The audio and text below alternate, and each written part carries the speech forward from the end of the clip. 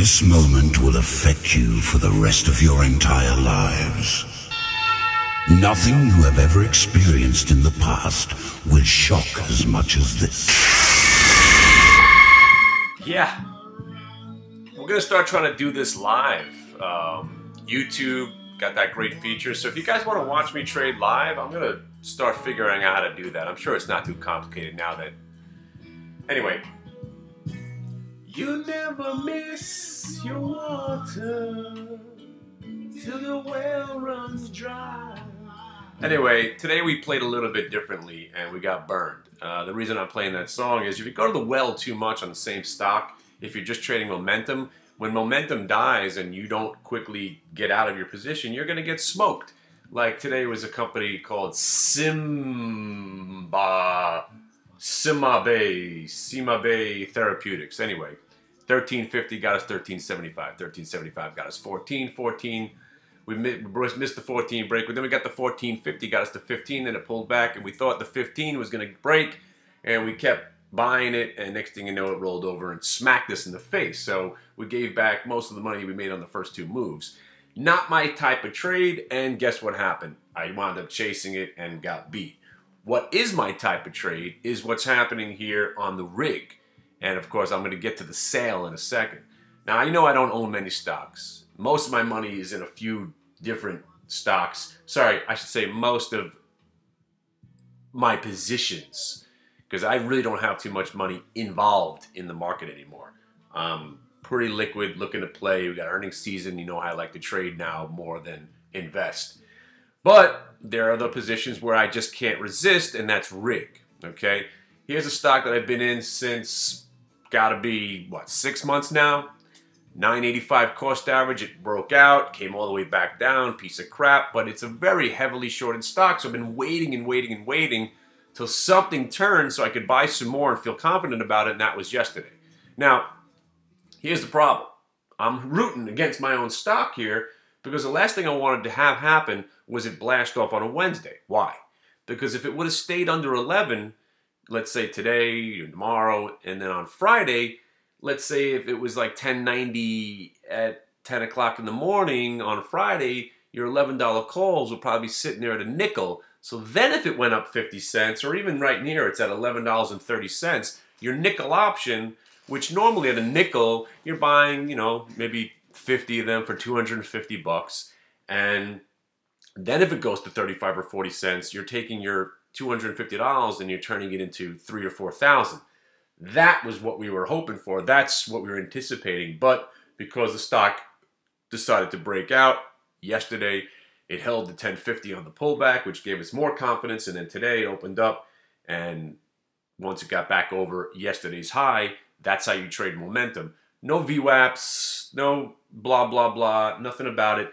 Just going right back to 1999 style trading. If you like a stock and you're long from the prior day, and then that stock pulls back and then breaks the prior day's high, you gotta buy more.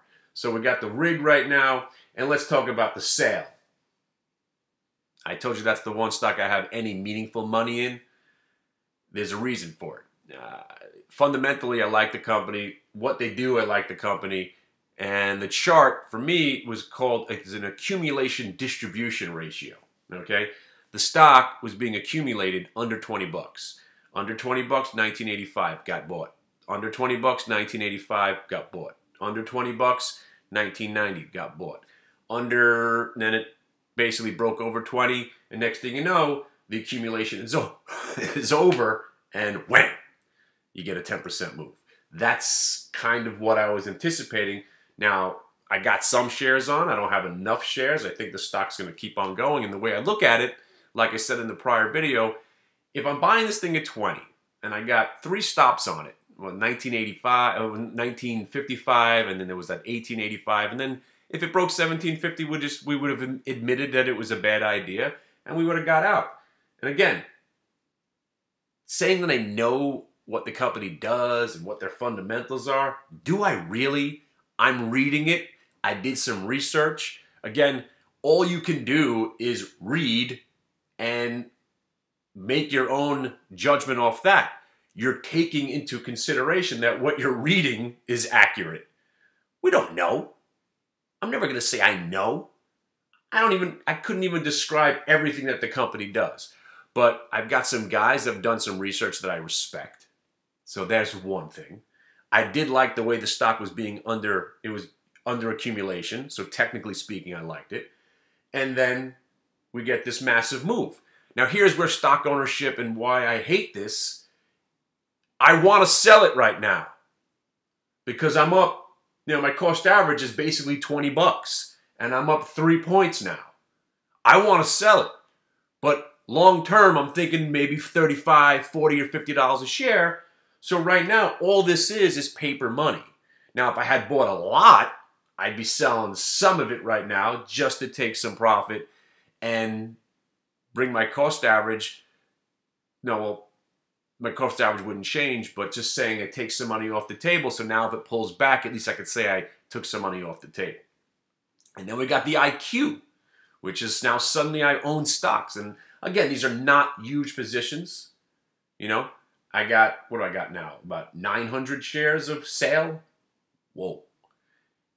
The rig, I bought more yesterday. I bought some May 11s.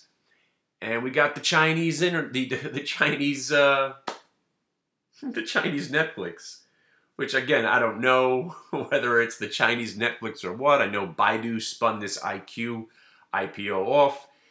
It didn't work the first day. It didn't work the second day. It didn't work the third day. Next thing you know, the fourth day it bottomed. Now that it broke prior day highs, people are thinking, hey, maybe that was it for the sellers, and now the buyers are taking control. So we're in the stock, and right now, so far, so good. And I'll tell you right now, if the stock breaks 1852, it's sitting there at 1770. If IQ breaks 1852, we're going to buy more.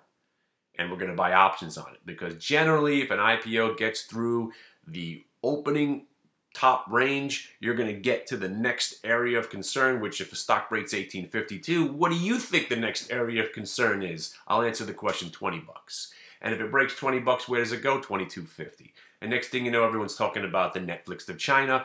And I don't know if you know this or not, but in China, you're only allowed to watch Steven Seagal movies. So I don't know exactly who the hell cares about the Netflix of China and how many times can you watch Marked for Death?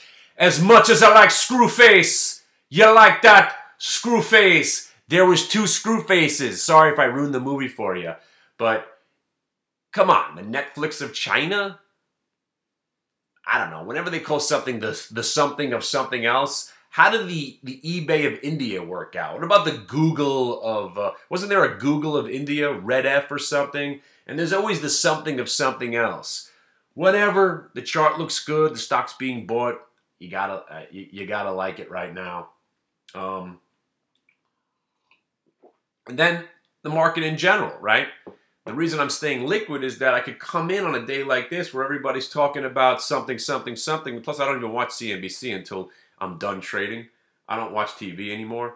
So anyway, there was something, something, something Russia, right, this morning? Something, something Russia, something, something gap down, something, something blah, blah, blah. Let's buy stocks. And if you trade the futures, the futures are obeying all the parameters that we set up. So I invite you to come in. So I want to tell you one thing. I'm about to make a video that's going to be on my new website. And if you're wondering what happened to my website, the website's just basically a portal for you to give me your email address and to watch old YouTube videos on. So really hasn't been a priority in my life to have a working, functional website, but I'm going to do it.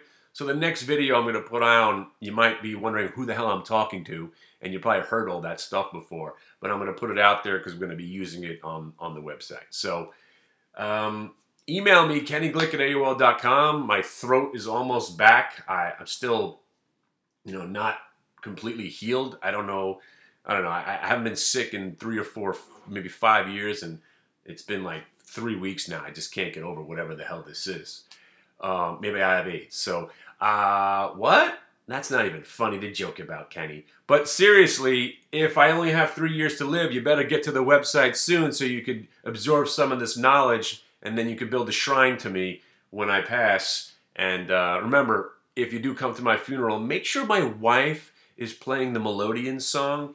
She thinks I'm joking around about that, but if she doesn't play By the Rivers of Babylon, okay, while I'm, being burned, me see. You guys know By the Rivers of Babylon? You know it. You know that song. Right?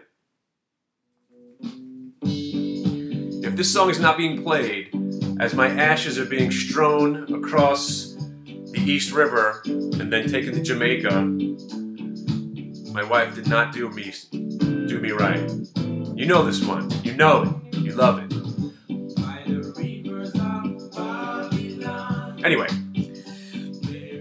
get to know me. Get involved. Do what you got to do. Make two hours of your life. I know some of you guys are hidden behind firewalls or you've got real jobs, but 2 hours a day, figure this stuff out. You talk to my chartist. He'll help you navigate the charts, and then you hang out every day. We go over the same routine every day.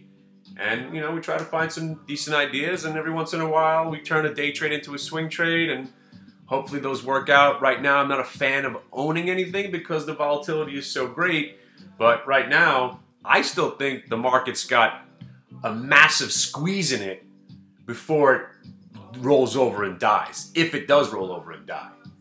But again, that's just me. The more the market has frustrated people, it usually doesn't end up going down. It usually frustrates the people waiting for it to go down, and then it explodes to the upside. So, still feeling bullish, not as immensely bullish as we've been for the last 8 years, but no need to be in any panic mode. If the market's gapped down, you're generally looking to buy. On a day like yesterday when the market's gapped up huge, generally you're looking to sell. And here comes earnings season, and we'll see who puts up or shuts up. All right, I'll see you guys.